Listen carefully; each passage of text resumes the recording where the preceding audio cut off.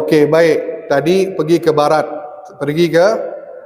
Terus pergi ke timur. Terus Allah tidak sebutkan arah mana lepas tu. Cuma pergi ke jalan yang lain. Allahu alam, timur ke, barat ke, tenggara ke, utara ke, selatan. Wallahu alam. Tapi di sini disebutkan sampai di tempat bertemunya ada dua gunung. Ada dua gunung. Lanjut bacakan.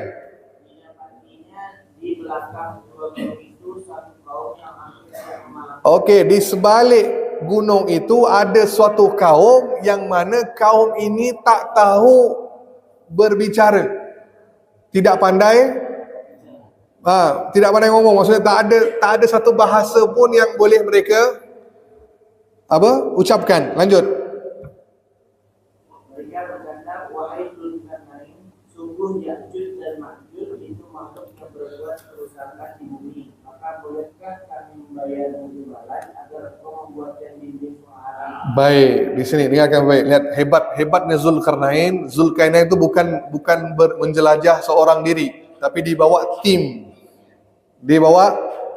Ada rombongannya tim, kita kata team of expertise. Ini orang-orang ahli pakar, yang pakar arsitek, pakar binaan, semua yang bawa bersama siapa? Rombongan Zulkarnain. Maka boleh bayangkan, ni suatu kaum yang tak tahu bahasa, yang tak tahu berbicara bahasa apa, tapi mereka menyampaikan kepada Zulkarnain bahawa ada Ya'juj, Ma'juj yang melakukan kerosakan dari mereka ni tak tahan dengan serangan Ya'juj wa Ma'juj. Minta Zulkarnain buat penghadang, buat tembok menghalang mereka, pemisah antara Ya'juj dengan mereka kaum ni.